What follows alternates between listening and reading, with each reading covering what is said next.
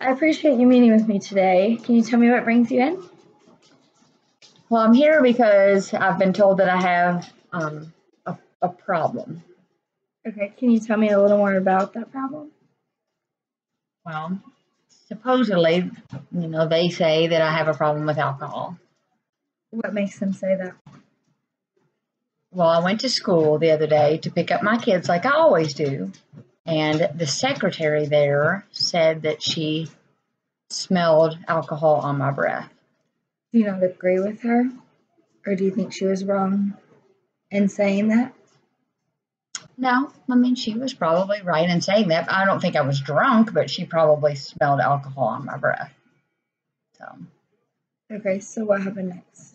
Well, then they called CPS and wouldn't let me have my kids. And after they came over there, they ended up taking my kids away from me. So now you've lost your children for the time being, and you're being sent here to take some classes to get help so you can get your kids back. Is that right? Right. Well, that's what they told me. They said that, this was just temporary. It's not something that's permanent. And that if I come here and do these classes and I can show them that I'm not drinking all the time, that I'm going to be able to get my kids back. Do you feel like your drinking is a problem? I don't know if it's a problem. I mean, maybe I shouldn't have drank before I went to pick the kids up in the car, but maybe. I mean, I don't know. I guess society looks at it like a problem. Okay. Well, how does this situation make you feel currently? I'm frustrated. I want my kids back. And I'm a little bit angry that the secretary got in our business because, I wasn't drunk. I wouldn't do anything to hurt my kids. So, but I'm going to do whatever it takes to get them back. Yeah. I understand that you're angry and that you're feeling frustrated about this, but it seems like you have a lot of motivation and love for your children and to get them back. And you seem to be willing to do whatever it takes to get them back. I am. And I'm going to do whatever it takes to get them back. And so that means that I have to come to these classes or come talk to you or, whatever I have to do, I'm going to do that. And, maybe along the way, things will get better for us at home too. I think that's a really good mentality. Can you tell me a little bit about what's going on at home? You said that you hope things will get better.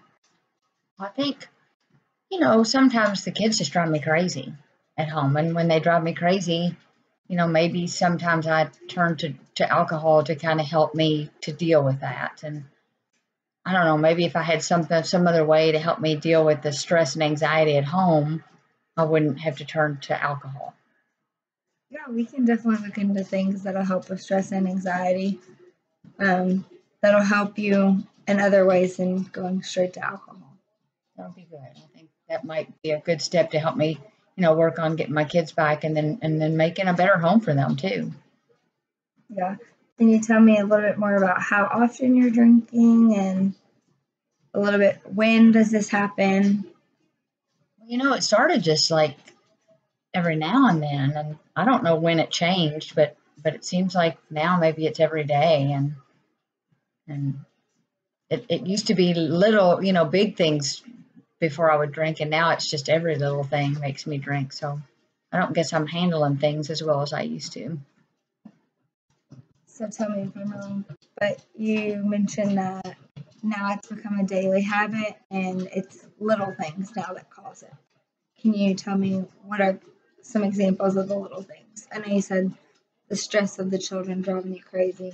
Well, yeah, I mean, they do silly things like they just fight all the time, or, they yell and holler at each other, or I'll tell them to go do their homework and I'll have to tell them 5, 6 times to do it before they listen to me, or, nobody will ever help like clean up the house or anything. It's just always a mess, and it's always just me having to do everything. That's definitely frustrating. But I think we can definitely find you some healthier ways to cope. That would be good. That would be good. Can you tell me a little bit more about your children and that situation?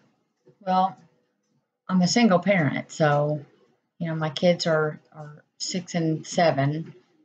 You know, they're really close in age, and I mean they love each other, but you know they just don't listen real well. And when their dad left, you know that just made it hard for us financially, and I don't have a lot of extra money, and I don't feel like I can always give them a lot of stuff, and so that makes it hard. And then there's no, you know, they don't have their dad there, and that makes them upset too. So I know they're dealing with some stuff too, and I just don't know how to handle that.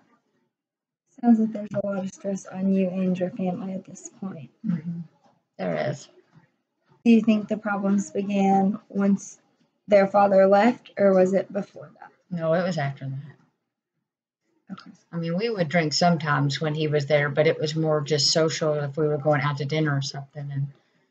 And then after he left and things started getting so bad, that's when I started drinking more. Well, that can cause a lot of stress on a single parent and even the children too. Yeah.